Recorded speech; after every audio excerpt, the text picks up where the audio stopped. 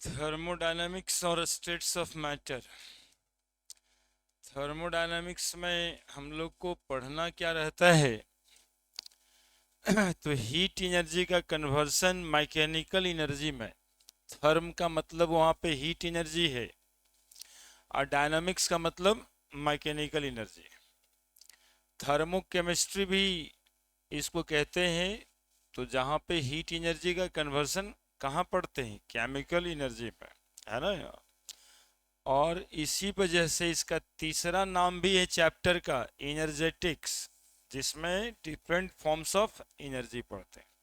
ठीक है, तो study of different forms of energy called thermodynamics, है ना। ये डिफिनेशन लिखा हुआ है, study of interconversion of heat energy into mechanical work done और एनर्जी कॉल्ड एज थर्मोडायनामिक्स।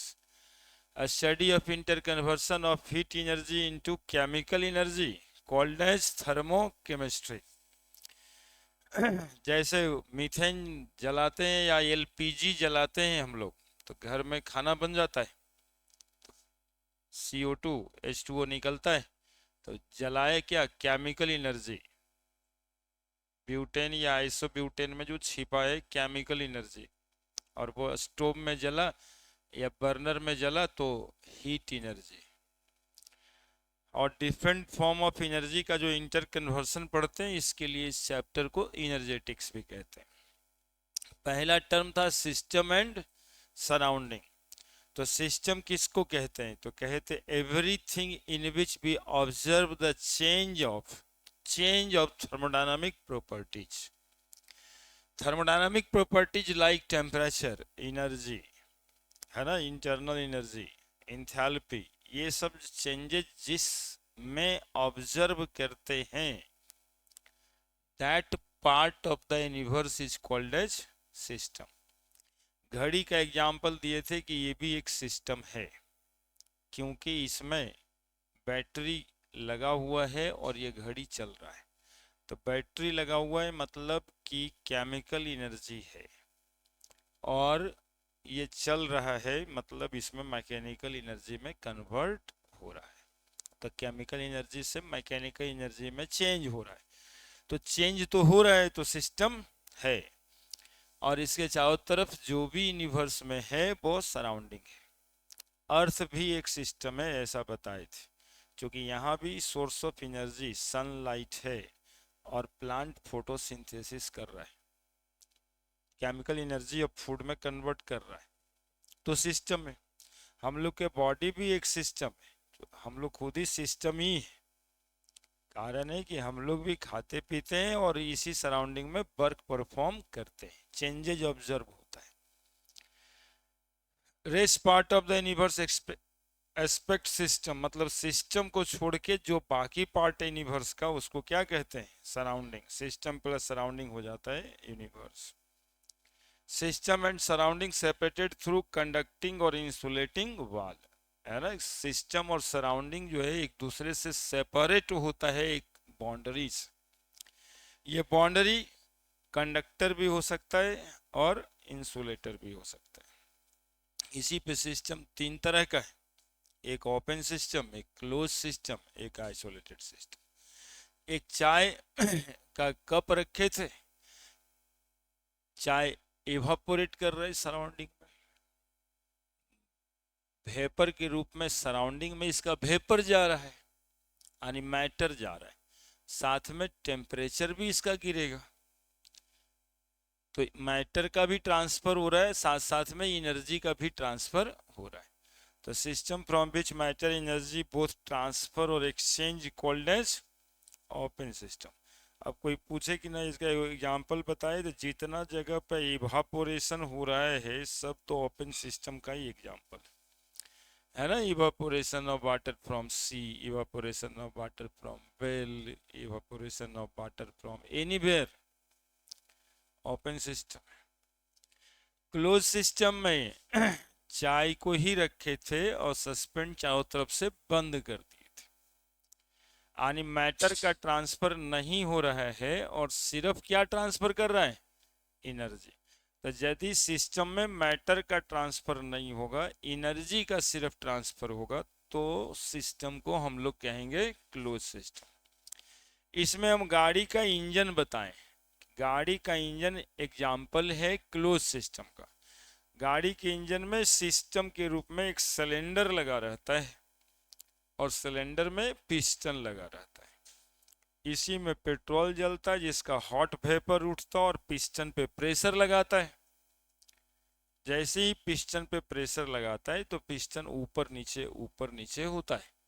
इसी टू एंड फ्रो मोशन को क्रैंक शाफ्ट रोटेटरी मोशन में कन्वर्ट करता है और क्रैंक शाफ्ट गाड़ी के एक्सल और व्हील से जुड़ा होता है, चक्का घूमने लगता है।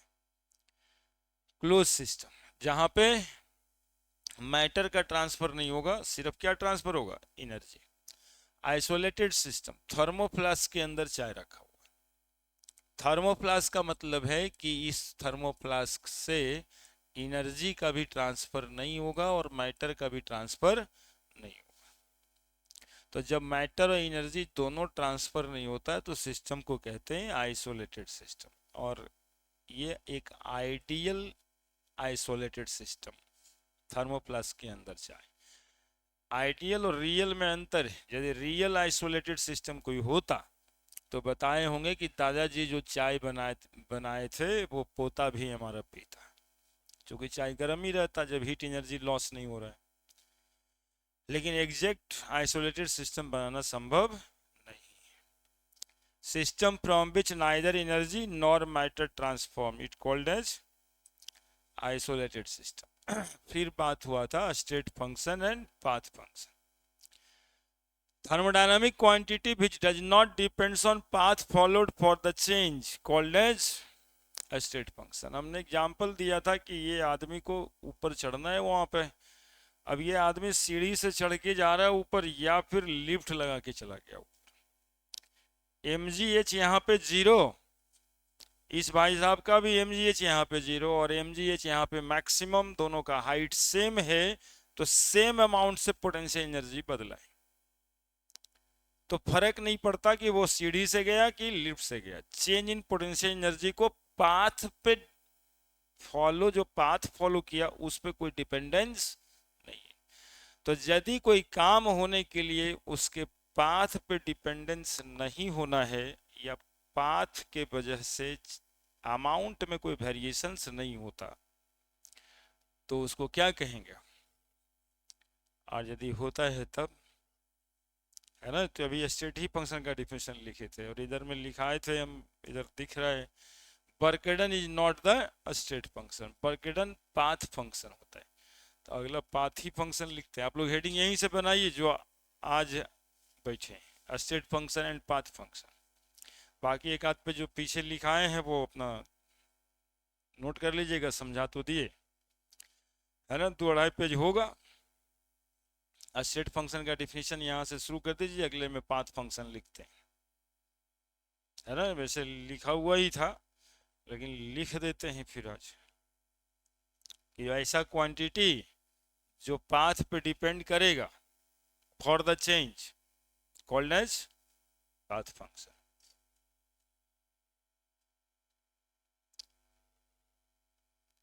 जो पाथ पे डिपेंड नहीं किया वो state function.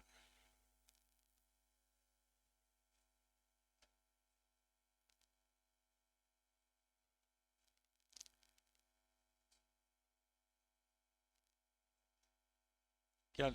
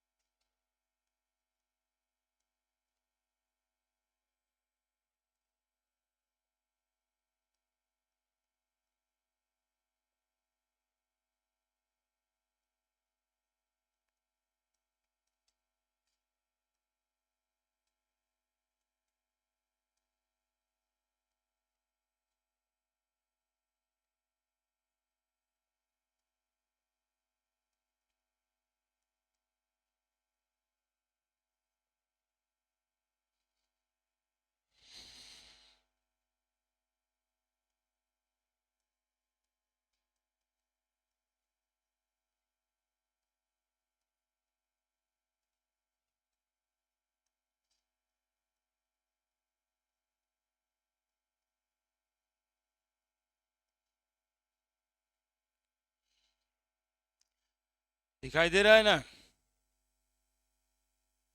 Thermodynamic quantity which depends on path followed for the change called as path function. Heat और work,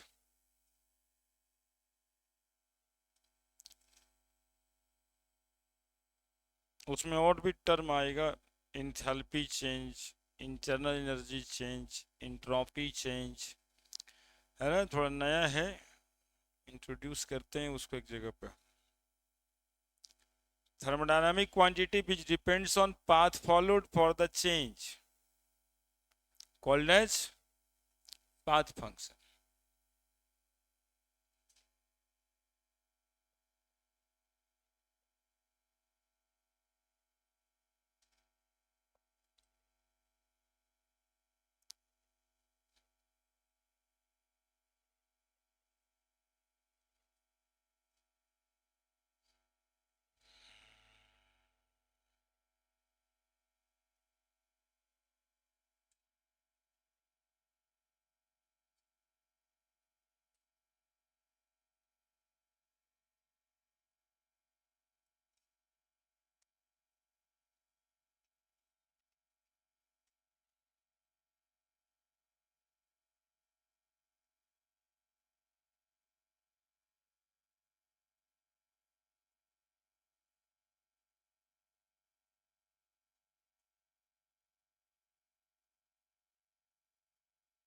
हो गया?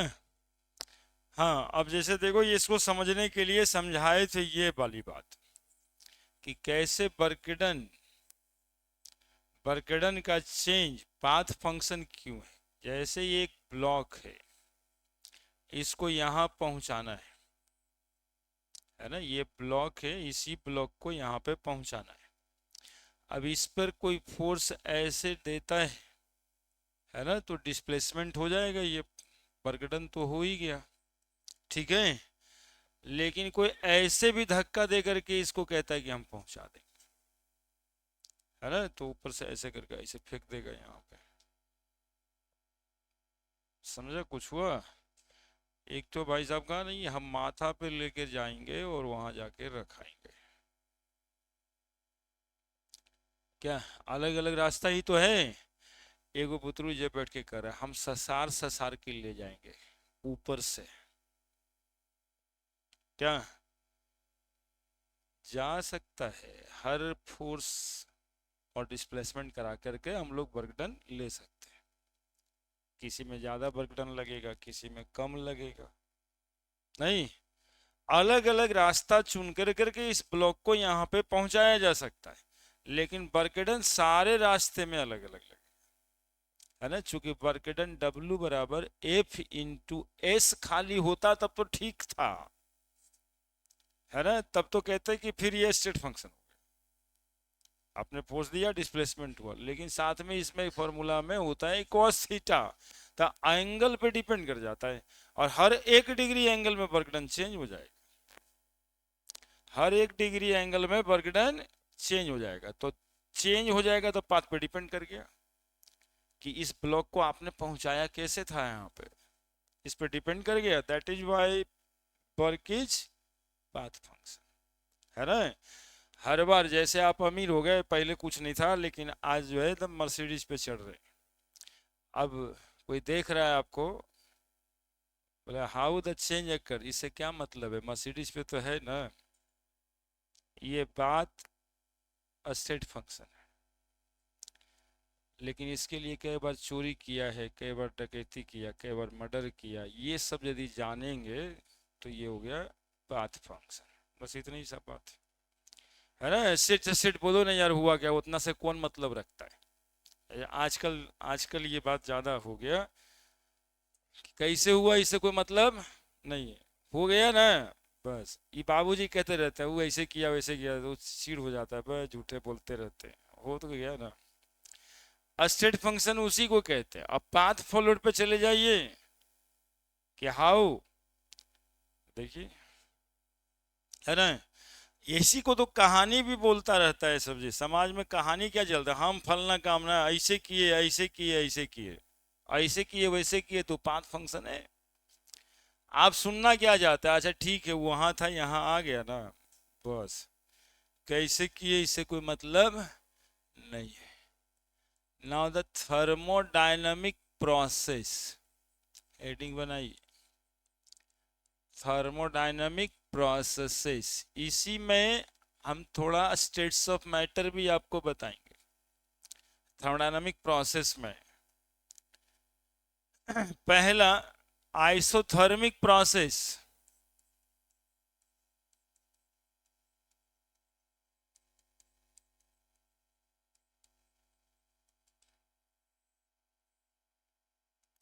आइसोथर्मिक प्रोसेस सुनेगा, थोड़ा सा समझेगा। आइसो मतलब सब जगह सेम होता है, और थर्म का मतलब टेम्परेचर होता है।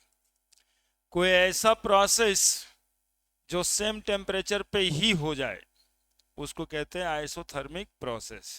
चेंज टेम्परेचर का नहीं हो, प्रोसेस के होने में टेम्परेचर नहीं बदले, तो प्रोसेस क्या होगा? आइसोथर्मिक प्रोसेस, है ना? कहते हैं ना, कोई काम कर दिए तो बोलिए आपकी काम तो कर ही दिए थे, गर्म काहे हो रहे? गर्म नहीं ना होना चाहिए था, कम तो कर ही दिए। यदि गर्म हो गया तो आइसोथर्मिक प्रोसेस नहीं है, नहीं गर्म हुआ था आइसोथर्मिक प्रोसेस है ना? कोई काम हो गया और बिना गर्म हुए हुए हो गया, आइसोथर्मिक प्रोसेस। डेल्टा टी जीरो होता है, चेंज इन टेम्परेचर जीरो होता है। आप ही काम करो और बाद में एकदम गर्मी दिखा रहे हो कि हम कर दिए, बोले तो कमा खरीदी तो गर्मियां काहे दिखा रहे? गर्मी नहीं दिखाया तो आइसोथर्मिक, और गर्मी दिखा दिए तो फिर आइसोथर्मिक नहीं है वो। Process which occurs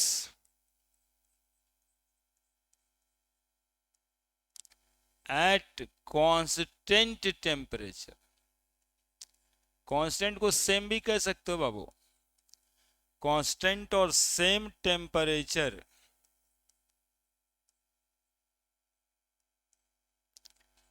called as isothermic process.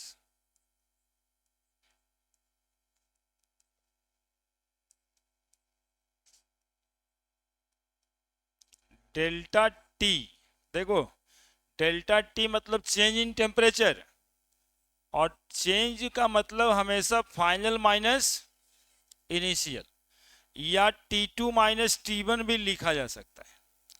बराबर क्या होगा आइसोथर्मल प्रोसेस के लिए? जीरो, है ना? डेल्टा टी को आप लिखोगे चेंज इन टेम्परेचर,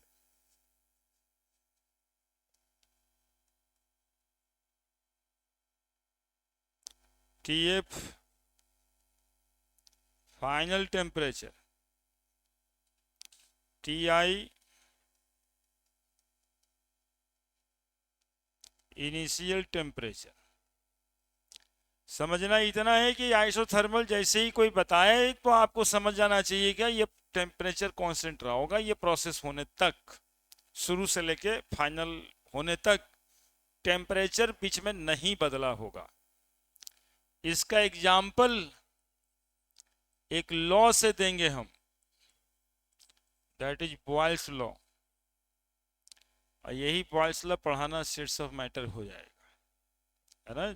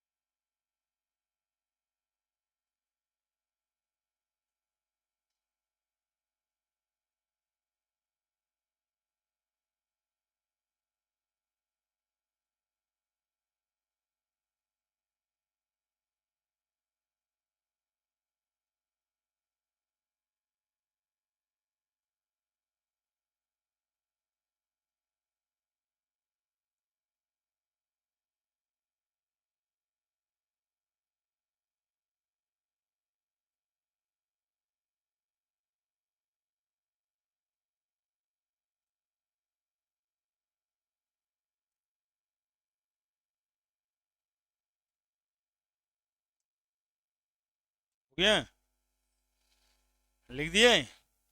आइसोथर्मल बोलने का मतलब सीधा आपको समझना है कि टेम्परेचर नहीं बदला होगा, है ना। डेल्टा टी बराबर 0 भी समझ सकते हैं एक लाइन। देखो बॉयल्स ला थोड़ा पढ़ लो। बॉयल साहब क्या कहते हैं, ये आपके बुक में स्टेट्स ऑफ मैटर चैप्टर में है, जिसको हटा दिया गया है, लेकिन ये सब जानना जरूरी है, इस चैप्टर को ही सीखने के लिए जानना जरूरी है ना। हाँ, चूंकि आप लोग में एक बात होता है, अब वो हट गया तो पढ़े काहे, है ना। चूंकि पढ़ना जितना कम हो, पैसा जितना ज़्यादा चाहिए, बहुत ज़्यादा हो तो ज़्यादा अच्छा है, और पढ़ाई जितना कम से कम हो उतना ज़्यादा अच्छा है। बॉयल्स क्या कहता है, ये कहता है pressure inversely proportional to volume at constant temperature, किसी गैस के बारे में कहता है। देखो थर्मोडायनामिक्स हम लोग पढ़ते हैं ना, तो उसमें हमारा वर्किंग सिस्टम होता है गैस, इसीलिए खाली गैस गैस की बात करेंगे। काम कौन करेगा, रेल कौन चलाता है, गैस, सॉलिड, लिक्विड, कौन चलाता है रेल। ट्रेन कैसे चल रहा है, लिक्विड, लेकिन उस जल के क्या बनता है, स्टीम बन जाता है। शुरुआत वाला याद रखो, कोयला वाला इंजन, सुना है, कोयला वाला ट्रेन। हाँ देखो गदर में चला रहा है, देखो कहीं ना कहीं देख ही लेता है। ठीक है, पहले ट्रेन वैसे ही चलता था, है ना। पहले ट्रेन जब 6 बजे का टाइम रहता था कि 6 बजे ट्रेन खुलेगी, तो 3 बजे से उसमें कोयला डालना शुरू कर देता था उसका जो स्टाफ होता था, और उसमें बहुत बड़का बॉयलर रहता था जिसमें पानी गर्म होता था, और वो पानी जो गर्म होता था उसी से स्टीम बनता था, है ना। और देखा होगा गदर में दिखाई रहे बचवा कि कोयला झोंकते रहता था, आग लगा रहता था, स्टीम बनता था, वही ढकेलता था, तो स्टीम से चलता था। वही स्टीम डीजल जला के कर सकते हैं उत्पन्न आप, वही स्टीम पेट्रोल जला के कर सकते हैं, सीएनजी जला के कर सकते हैं। तो हर गाड़ी घोड़ा में जो पेट्रोल या डीजल जल रहा है, वो बना क्या रहा है, तो हॉट वेपर्स, वो हॉट वेपर बना रहा है, गैस बना रहा है, और वही गैस पिस्टन को धक्का देता है, और पिस्टन लगा हुआ है क्रैंक शाफ्ट से, तो पिस्टन का धक्का जो ऊपर नीचे होता है, यही ऊपर नीचे वाले मोशन को क्रैंक शाफ्ट रोटेटरी मोशन में कन्वर्ट कर सकते, that is a device crankshaft which convert to and fro motion of piston into rotatory motion of axle. बस इतना ही काम है, एक डिवाइस है क्रैंक शाफ्ट। ठीक है, तो सारा कुछ हॉट वेपर से चल रहा है, यानी गैस से चल रहा है, इसलिए हमारा वर्किंग सिस्टम, वर्क कौन करेगा थर्मोडायनामिक्स में, मैकेनिकल एनर्जी में कन्वर्सन देखेंगे कैसे, तो गैस से देखेंगे, इसीलिए लॉ पढ़ना है हम लोग को गैस के बारे में। ठीक है, तो बॉयल साहब कहते हैं for given amount of gas, for given amount of gas the pressure of gas is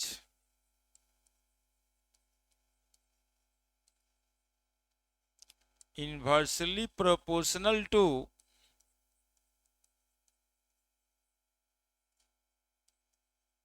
the volume at constant temperature। यही कांस्टेंट टेम्परेचर से हो गया ये आइसोथर्मल प्रोसेस, है ना। Boyle's law is the example of isothermal process. यदि आप temperature constant रखेंगे तो गैस का pressure inversely proportional to volume होगा। बात भी सही है, नहीं लगता है सही। यदि आप प्रेशर बढ़ा देंगे गैस पे तो वॉल्यूम घट जाएगा, नहीं घटेगा। प्रेशर देखिए ना, पिस्टन ऊपर से दबा दिए, फोटो बना दें, देखिए आप, दिखना है।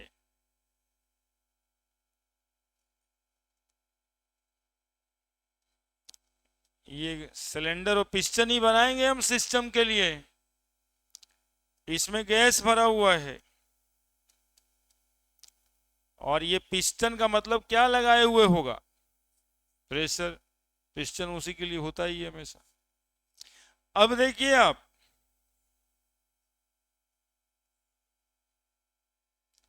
पिस्टन को दबा करके ऐसे दिख रहा है, ऐसे ही दिख रहा है, पिस्टन को दबाए यानी पिस्टन पे प्रेशर हमने लगाया, बढ़ा दिया, तो वॉल्यूम जो इतना था वॉल्यूम इतना हो गया। क्या प्रेशर जब पी था तो वॉल्यूम भी था, जब मान लिया कि प्रेशर हमने 2p कर दिया तो वॉल्यूम भी पहले वाले का आधा हो गया। जितना ज्यादा प्रेशर आप लगाएंगे वॉल्यूम उतना ही कम हो जाएगा। है? प्रेशर दबा के बढ़ाए, हाँ प्रेशर दबा के बढ़ाए, एक्सटर्नल प्रेशर लगाए, है ना, इतना क्या टेंशन है, अपने जाके कूद गए उस पर, जा पिस्टन वहां चल गया नीचे। हाँ प्रेशर लगाने में कौन बात है ना, हाथ से दबा दिए या अपने जाके खड़ा हो गए, पिस्टन गया नीचे, गैसे तो था, तो गैस दब गया, वॉल्यूम घट गया, यही सीखना था। लेकिन टेम्परेचर क्या था यहाँ पे, कांस्टेंट। जो गैस इसके अंदर जितना अमाउंट में था उतना ही अमाउंट में यहाँ है। ठीक है, यदि ऐसा हो जाता, समझो मतलब हंसने खेलने के लिए, यहाँ वो लीकेज हो जाता है ना, आ ऊपर से कूद जाते, तब क्या होता, धड़ाम से गिर ही जाते, तब कूदते तो बर्दाश्त कौन करता, तो सीधा पिस्टन ढक से यहाँ करता, गैस सब बाहर, और हम भी जो है पिस्टन का ही छुट्टी से मुड़ी चुरा जाता। नहीं, तो गैस जितना था पहले उतना ही होना चाहिए, that will said before for given amount of gas, amount of gas बदलना नहीं चाहिए, मतलब इसमें कोई लीकेज वगैरह होगा तो फिर ये बातें नहीं होगी। ठीक है, हम उधर से कूदते यहां से कोई आग लगाए रहता, जब आग लगा रहता टेम्परेचर बढ़ता रहता है, टेम्परेचर जब बढ़ता रहता था गैस मॉलिक्यूल अपने पावर में रहता,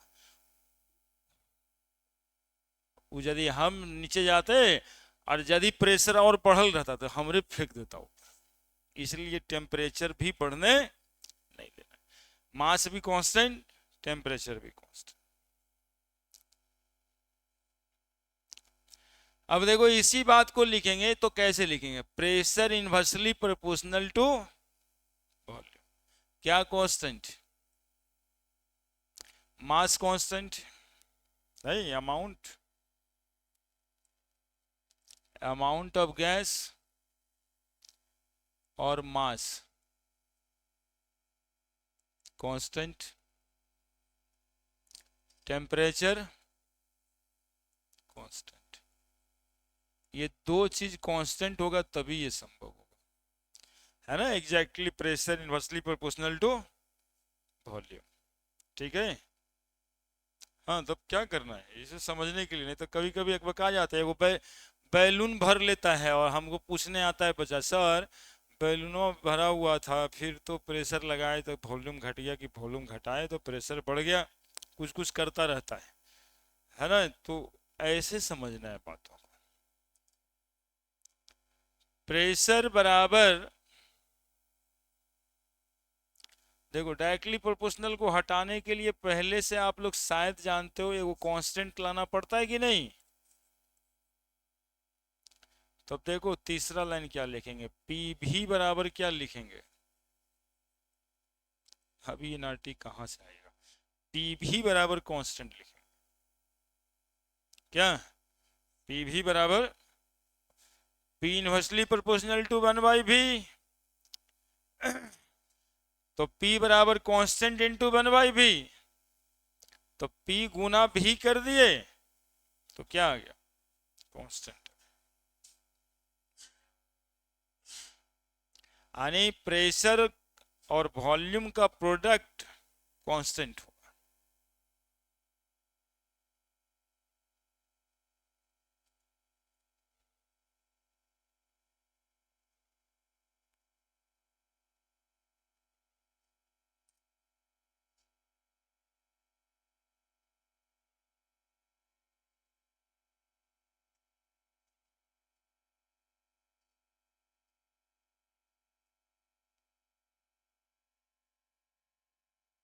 लिख दिए, लिख दिए।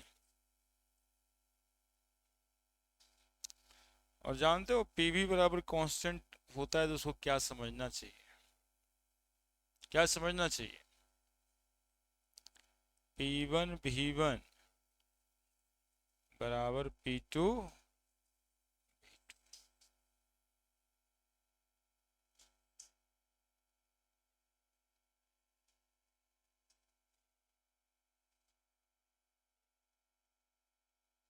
अब इसको एक्सपेरिमेंटली चेक कर लेते हैं।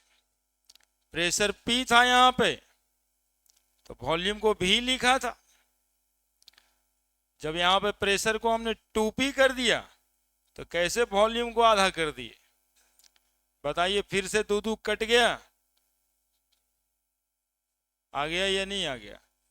ये 1, ये 2, तो P1 V1 बराबर P2 V2 आया कि नहीं आया? बताइए ना, आया कि नहीं आया? तो जब P इंटू V बराबर कांस्टेंट तो P1 V1 बराबर P2 V2। इसीलिए कहते हैं कि प्रेशर दोगुना कर दिए तो वॉल्यूम आधा हो जाएगा, प्रेशर तिगुना कर दिए तो वॉल्यूम 1/3 हो जाएगा। खाली कहते नहीं है, वो नोमेरिकली ठीक है, तभी संभव है। डायरेक्टली प्रोपोर्शनल इनवर्सली प्रोपोर्शनल का मतलब ही यही होता है। क्या?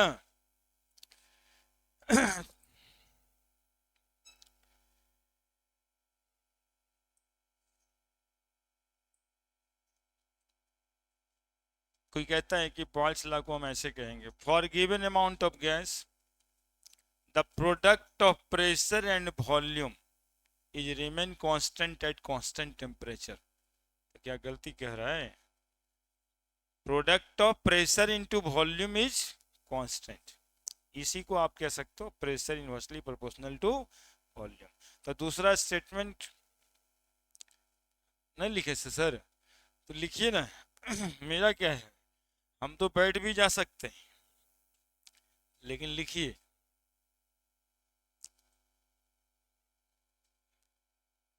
है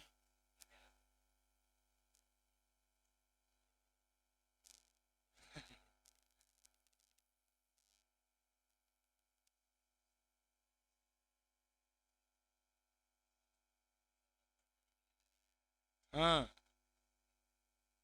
और क्या करेंगे?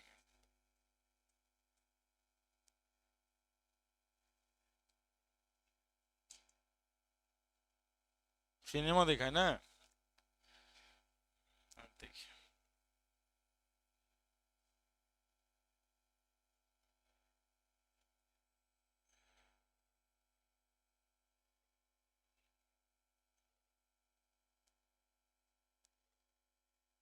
लिख दिए।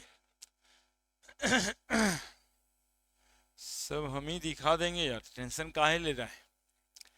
For given amount of gas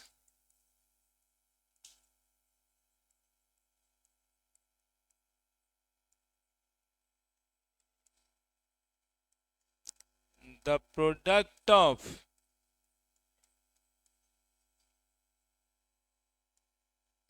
pressure and volume of gas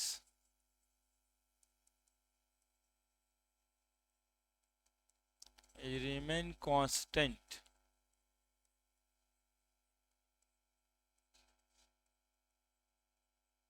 at constant temperature।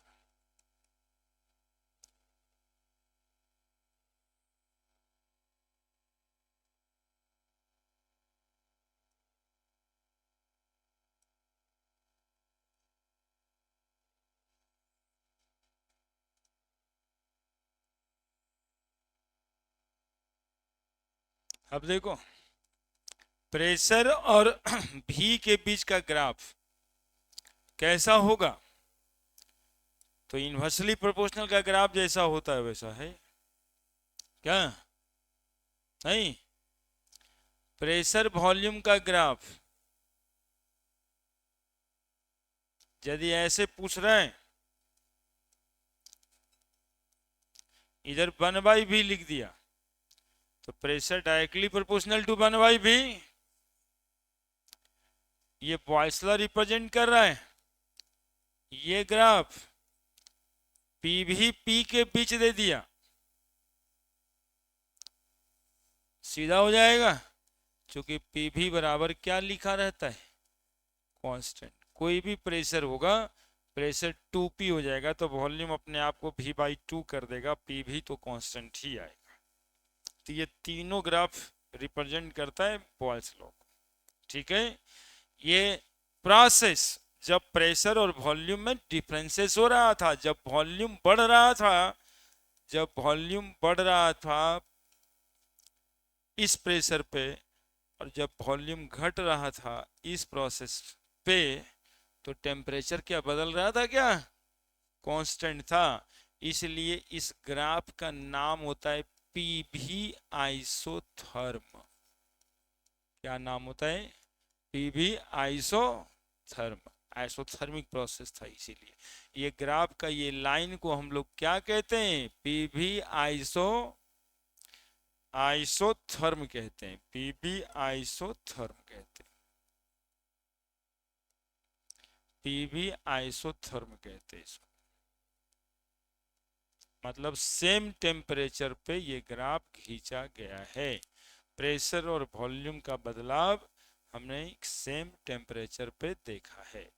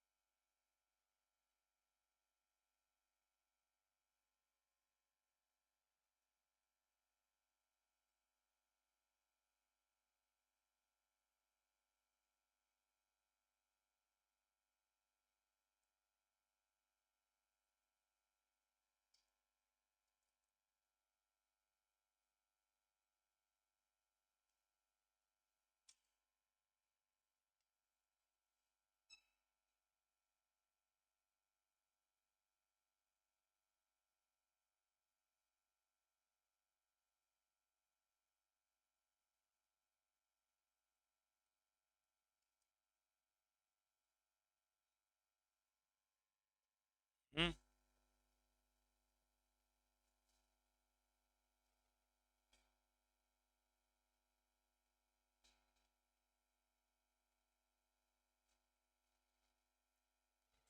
देखो तो जी तीन ग्राफ खींचे, क्वेश्चन है वो, पूछा जा रहा है टेम्परेचर कौन सा ज्यादा है कौन सा कम है। लगी बना देते हैं, वहां पे बेचारा घुटन सा महसूस कर रहा है ग्राफ। ये क्वेश्चन ही बनाते हैं अलग से, ना लिखे 3 लाइन वाला। आज तो बदलते हैं,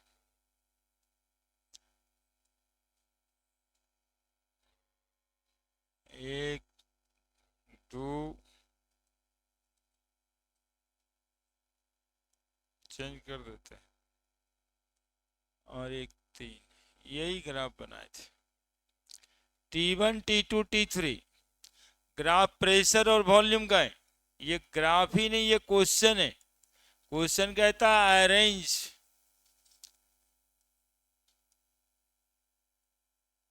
द टेम्परेचर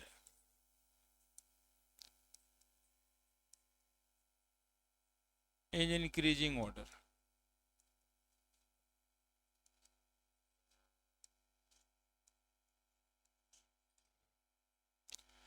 चलिए लिखिए, यही ग्राफ बनाए, थोड़ा बड़ा जगह में बनाए।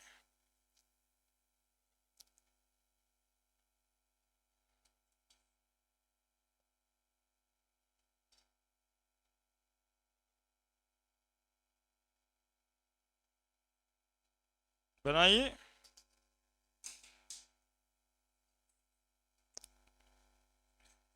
तीन ग्राफ है, तीनों अलग अलग टेम्परेचर पे खींचा गया है।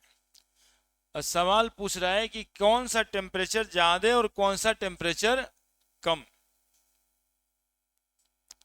कौन ज्यादा टेम्परेचर पे खींचा गया है और कौन कम टेम्परेचर पे खींचा गया है। कौन वाला? पीवी बराबर कांस्टेंट था, यानी प्रेशर गुना वॉल्यूम, देखे थे अभी। पी और ई टू भी, प्रेशर 2p किए तो वॉल्यूम v/2 हो गया, और ये 2 कट के फिर से क्या आ गया, वैल्यू बदला। प्रेशर तो बदले लेकिन वैल्यू p इंटू भी बदला। पहले भी p इंटू भी था, बाद में भी सिर्फ क्या बच गया, प्रेशर को 3 गुना बढ़ा देंगे 3p, तो वॉल्यूम अपने आप कितना हो जाएगा, 3 कट जाएगा, बदला।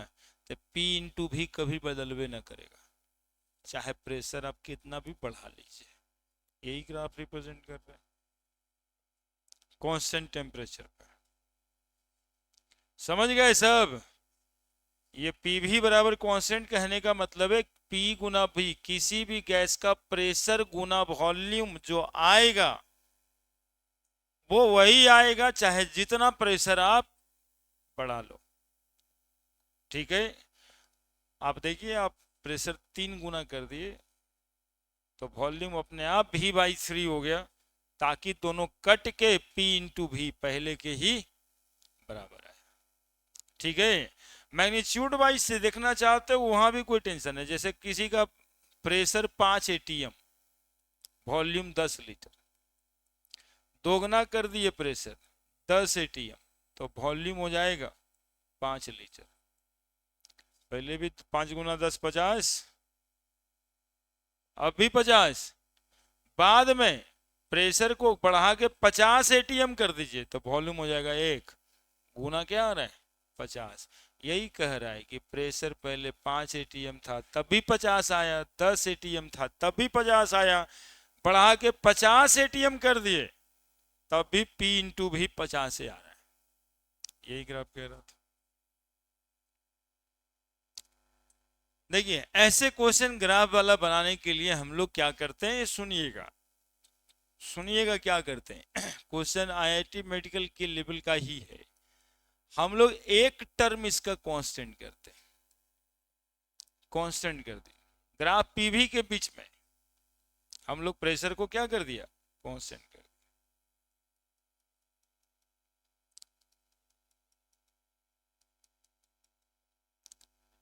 T3 पे वॉल्यूम V3, V2, V1। अब अपने से जरा सोचिए कि यदि गैस का टेम्परेचर बढ़ाएंगे तो वॉल्यूम बढ़ेगा कि घटेगा? है ना, कोई गैस को आप गर्म करना शुरू करते तो वो तो वॉल्यूम बढ़ता चला जाएगा। मतलब हाई टेम्परेचर पे आप हाई वॉल्यूम गेट करेंगे, तो हाई वॉल्यूम तो यहाँ पे, इसका मतलब टेम्परेचर भी यही ज्यादा होगा। समझ में बात आई क्या? प्रेशर को हमने क्या कर दिया, कांस्टेंट कर दिया, और बातें अब देखना स्टार्ट किए टेम्परेचर और वॉल्यूम में क्या रिश्ता है।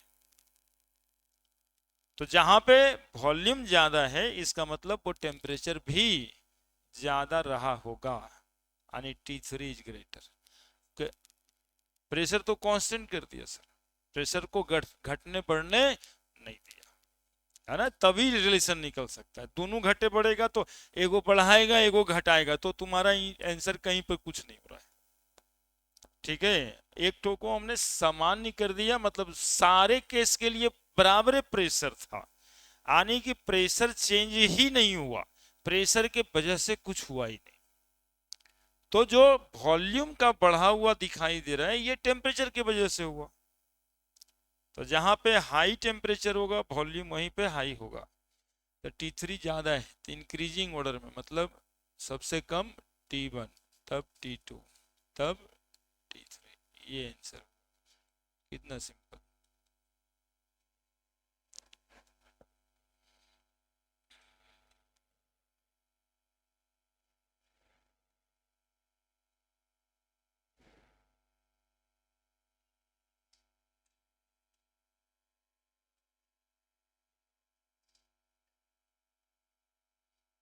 इसी तरह से ग्राफ इसमें ऐसे आ जाए,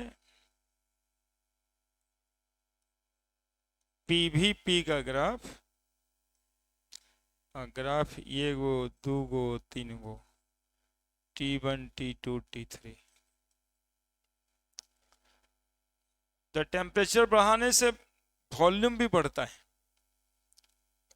और टेम्परेचर बढ़ाने से प्रेशर भी बढ़ता है। प्रेशर कुकर को देखो, टेम्परेचर बढ़ रहा है बढ़ रहा है बढ़ रहा है, उसके अंदर गैस बन रहा है बन रहा है बन रहा है, काफ़ी प्रेशर बढ़ गया तो गैस सीटी देने लग जाता है। तो सीटी का मतलब क्या है, प्रेशर बढ़ा था ना, सीटी वाला ढक्कन उठा दिया। यदि उसको वो खराब है तो बगल में रबर का सेप्टिक वाल्व रहता है, वो खराब है तो वो उड़ जाएगा, और वो खराब है तो कुकर फट भी जाएगा। हो कैसे रहा है, टेम्परेचर दे रहे टेम्परेचर दे रहे, उधर टीवी में सीरियल चल रहा है सीरियल चल रहा है, यहाँ टेम्परेचर बढ़ रहा है वहाँ सीरियल चल रहा है। नहीं, यही गलती में ना होगा, यहाँ सीटी बजा ही नहीं चूंकि खराब है, सेप्टिक वाल्व उड़ा ही नहीं चूंकि वो भी खराब है, जाम कर गया है। अब क्या होगा, सीरियल चल रहा है।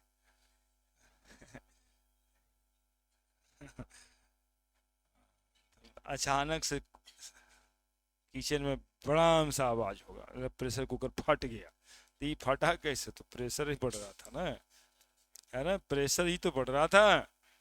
जब प्रेशर वॉल्यूम दोनों टेम्परेचर पे बढ़ता है तो जहां पे प्रेशर वॉल्यूम का प्रोडक्ट ज्यादा है वो टेम्परेचर भी ज्यादा है, यानी T3 is greater than T2 is greater than T1। ये सब सवाल होता है।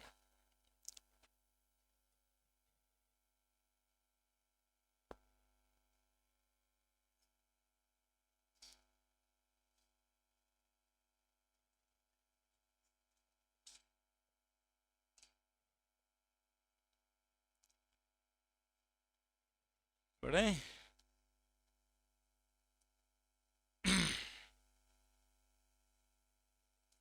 According to Boyle's law, pressure inversely proportional to volume. According to density formula, density formula बराबर वही, डेंसिटी बराबर mass by volume, mass constant कर दें, इनवर्सली प्रोपोर्शनल टू वॉल्यूम, यानी डेंसिटी ऑफ गैस, है ना, density of gas inversely proportional to volume होता है। कोई शक है क्या, ये दोनों का कंडीशन मिला रहे थे, मास कांस्टेंट कर दिया था। अब जरा देखो, ये 1 और ये 2, फ्रॉम इक्वेशन 1 एंड 2 देखना जो है वही बोलेंगे। वॉल्यूम बढ़ाएंगे डेंसिटी घटेगा, वॉल्यूम बढ़ाएंगे, वॉल्यूम बढ़ाएंगे डेंसिटी, वॉल्यूम बढ़ाएंगे प्रेशर घटेगा, यानी डेंसिटी घटेगा तो प्रेशर भी घटेगा, डेंसिटी घटेगा तो प्रेशर भी घटेगा। Density of gas decreases, pressure of gas also. Actually में यही होता है एटमॉस्फेयर में, जैसे जैसे हम हाइट पे जाते हैं गैस की डेंसिटी घटती चली जाती है, और गैस की डेंसिटी घटती चली जाती है इसका मतलब गैसियस प्रेशर भी घटता चला जाता है। सुन रहे हो हम क्या बोल रहे हैं, जैसे जैसे हम पहाड़ पे हिमालय पे चढ़ने जाते हैं डेंसिटी ऑफ गैस घट जाए, घटने की वजह से बाहर के गैस का प्रेशर भी घट जाता है। हम लोग इंस्पिरेशन और एक्सपिरेशन करते हैं, रिस्पायरेशन जिसको कह रहे हैं, हवा लेते हैं हवा छोड़ते हैं, तो ये जो लेना देना है वो प्रेशर के डिफरेंसेस की वजह से है। एटमॉस्फेयर में हाई प्रेशर, लंग्स में low pressure, air inter into the lungs, lungs का हाई प्रेशर, एटमॉस्फेयर का लो प्रेशर, एक्सहेल कर दी। अब बताइए यदि प्रेशर ऊपर में डिक्रीज कर गया तो सांस लेने में दिक्कत होगा कि नहीं? और यही सांस लेने में दिक्कत होने की वजह से पब्लिक सिलेंडर लेके जाता है पीठ पे, है ना, ताकि एटमॉस्फेरिक प्रेशर मेंटेन रहे। समझ में आ रही है बात? जो वहीं पे रहते हैं, कुछ लोग देखिएगा पहाड़े पे रहते हैं, सवाल पूछा जाता है यहाँ से नहीं, ये अभी से लेके आईएएस बनने तक, कि माउंटेन पे रहने वाला आदमी थोड़ा कमजोर होता है मेंटली और फिजिकली, पहाड़ पे रहने वाला आदमी थोड़ा फिजिकली और मेंटली दोनों रूप से कमजोर होता है। प्रकाश डालिए इस पे, कुछ आपको लगता है तो। नहीं, लकड़ी काटने वाला जो दतमन वगैरह बेचता था ना पहले, अरे देख नहीं रहे हो, हमको दिख रहा है, धोती, ऊपर में गंजियो नहीं गमछा, और ऊपर में लकड़ी काट रहे होते हैं, पहाड़ पे रहने वाले लोग। अब बोझा लेकर के नीचे आते हैं तो जनरली कमजोर और सोचने में भी कमजोर होते हैं। इसका कारण यही है कि जब ऊपर में जब वो जाते हैं, प्रेशर डिक्रीज है, एयर का प्रेशर कम है, तो सांस लेने में दिक्कत होता है। लेकिन उनके बाई हैबिट वो उसी इन्वायरमेंट में सांस ले रहे हैं, तो जितना ऑक्सीजन जाना चाहिए था उनके बॉडी में उतना ऑक्सीजन नहीं जाता है, और इसी हैबिटेट में वो बढ़ते चले गए। तो उनको लगता है बस दुनिया यही है। तो ऑक्सीजन यदि कम मिलेगा तो सेल को ऑक्सीजन कम मिलेगा, सेल को ऑक्सीजन कम मिलेगा तो रिस्पिरेशन रेट कम जाएगा, और रिस्पिरेटरी रेट कम जाएगा तो फिजिकल ग्रोथ भी कम जाएगा, क्योंकि रिस्पिरेशन से ही ना हम लोग को एनर्जी मिलता है in the form of ATP. अब उनको ऑक्सीजन कम मिल रहा है तो रिस्पिरेशन का रेट भी कम होगा, तो दिमाग में भी ऑक्सीजन तो कम ही जाएगा, तो इफिशियंट नहीं हो पाएंगे। अब देखो कैसे साइंस से रिलेटेड था। हाँ, अब वो होता है क्या कि भाई वो कमजोर था, उसको गरीब था, ये सब बोलिएगा तब थोड़े इंटरव्यू वाला सोचेगा कि ना नॉलेज ना, ऐसे ही चल रहा है मतलब, ये लकड़हारा को लकड़हारे समझ रहा है ना। तो इधर से उधर रिलेट करना है। अब देखिए प्रेशर, बातें कहाँ से हो रहा था, बॉयल्स लगा हुआ था, गैस का डेंसिटी घट गया है, प्रेशर भी घट जाएगा। अब आपको सांस लेने में तकलीफ हो जाएगी, लीजिएगा लेकिन अमाउंट ऑफ एयर ही कम जाएगा। तो यहां पर अब क्या लिख दें, pressure directly proportional to density, pressure directly proportional to density, और for given amount of gas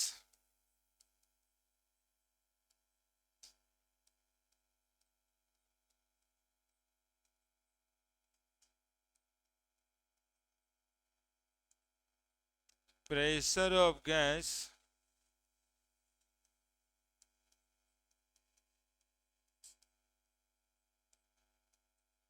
directly proportional to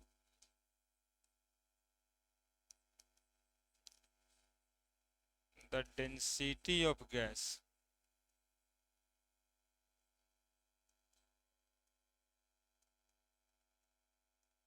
at constant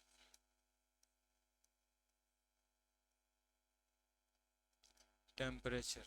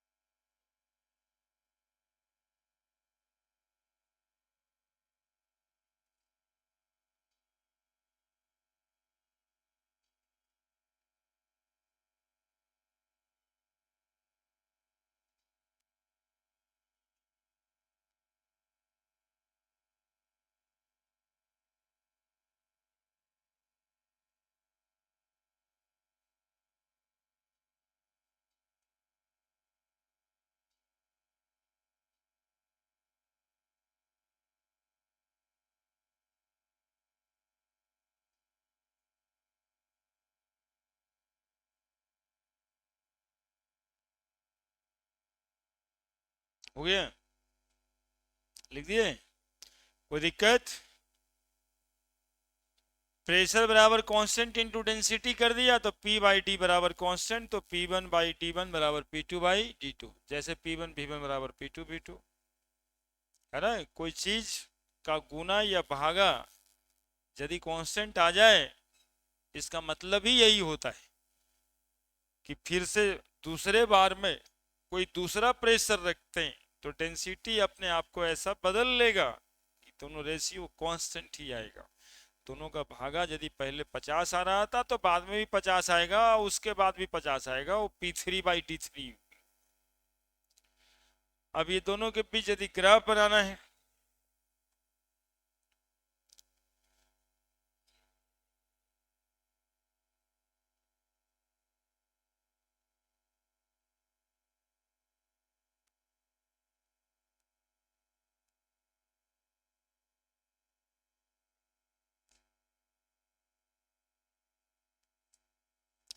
तो प्रेशर डेंसिटी के बीच ग्राफ ही बन जाएगा।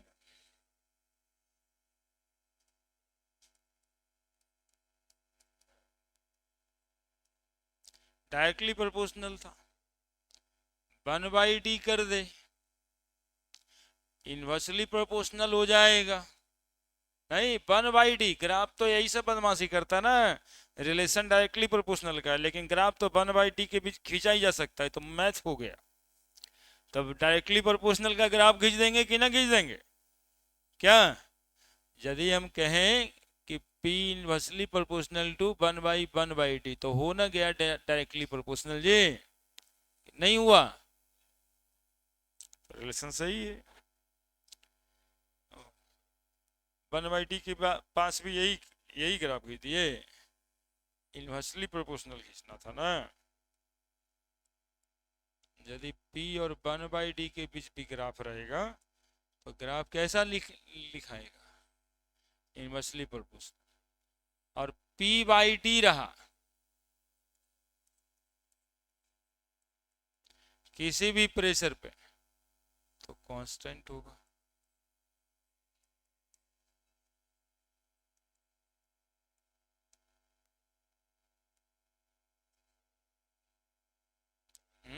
कोई भी प्रेशर, नीचे P लिखते हैं, पिछले बार भी लिखे थे, कोई भी प्रेशर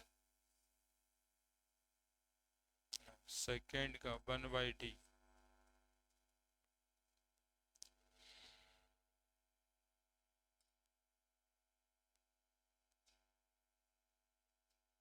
क्या सेकेंड वाला में क्या है कि pressure directly proportional to D होता है, ठीक है।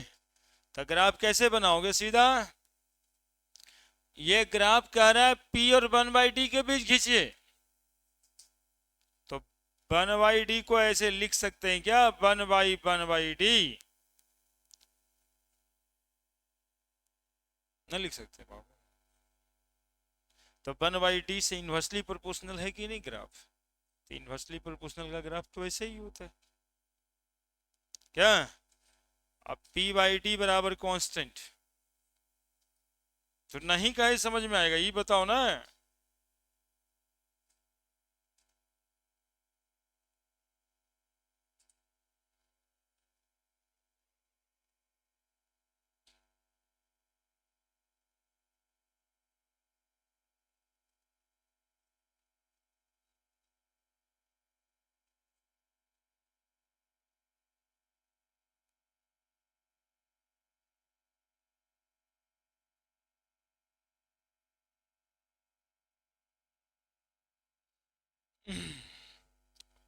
दो क्वेश्चन,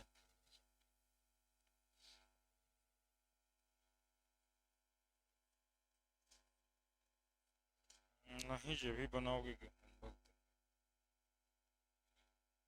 हम्म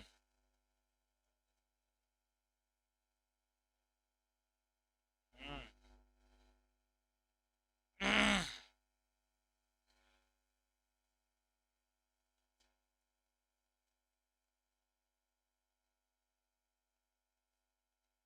हो गया।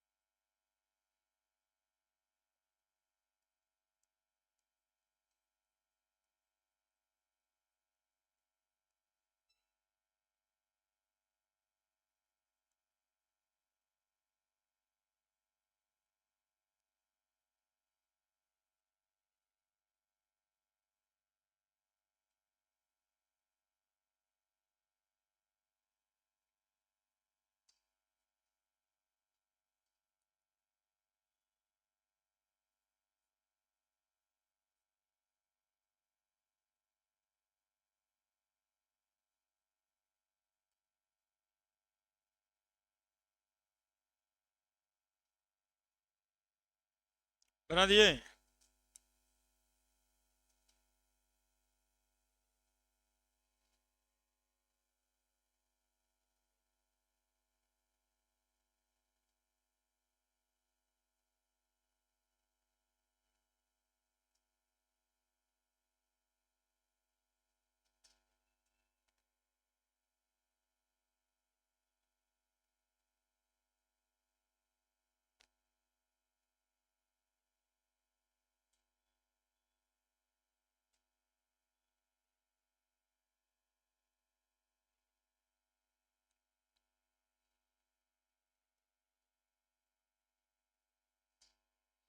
सवाल लिखे।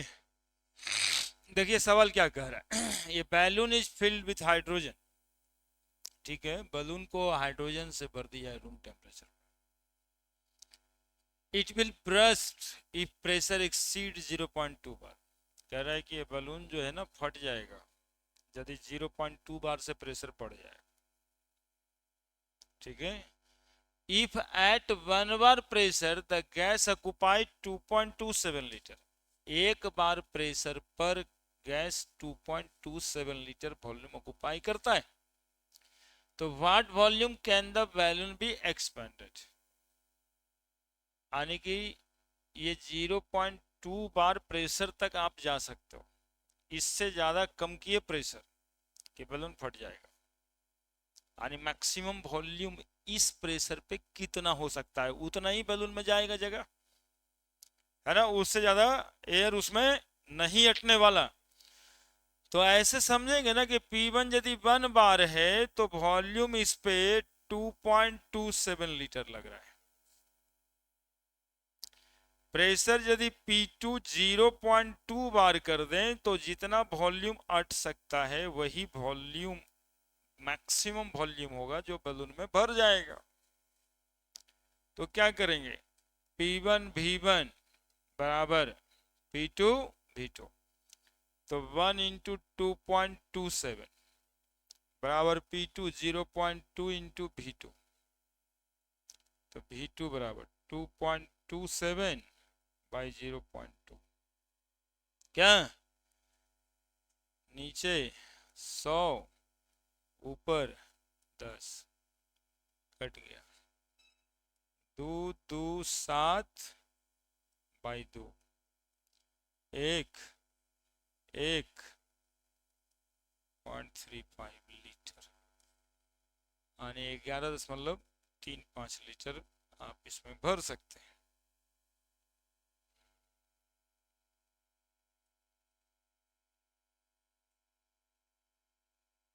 कितना आसान है, एक केस दिया हुआ दूसरे का निकाल।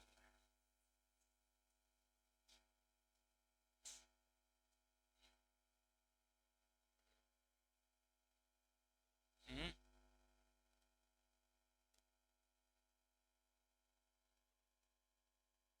तभी तो होगा।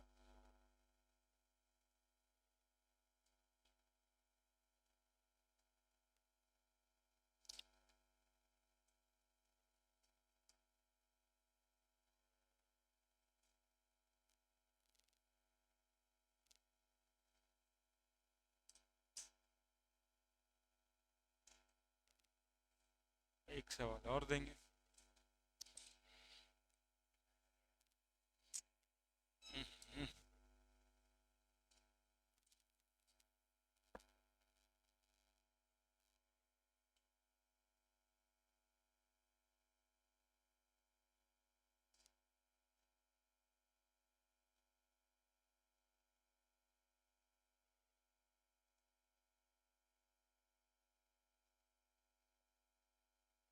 हो गया।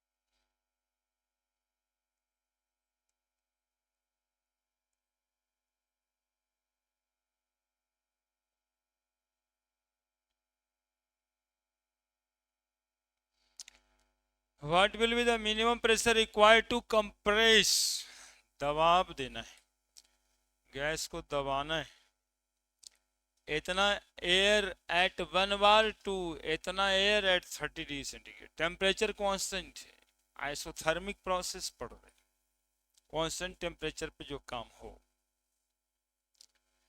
क्या कह रहा है, what will be the minimum pressure, ये आप लोग बना दोगे।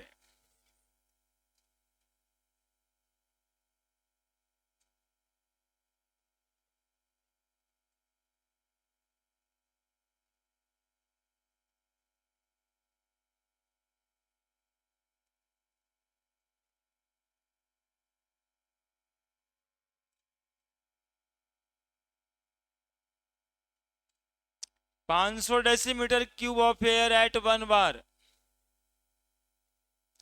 तो 200 डेसीमीटर क्यूब कई बार पे, यही तो पूछ रहा है। 500 डेसीमीटर क्यूब को कॉम्प्रेस कर देना है और कितना डेसीमीटर क्यूब बना देना है, 200। तो P1 यदि 1 बार था तो V1 500 डेसीमीटर क्यूब है। P2 क्या होगा, कितना दबाव आप डालिएगा ताकि V2 हो जाए 200 डेसीमीटर क्यूब। फार्मूला लगा देंगे, P1 V1 बराबर P2 V2। P1 1 बार है, वॉल्यूम का पता है, 1 बार पे 500 डेसीमीटर क्यूब। P2 कितना होगा यदि V2 200 डेसीमीटर क्यूब, तो P2 बराबर 500/200,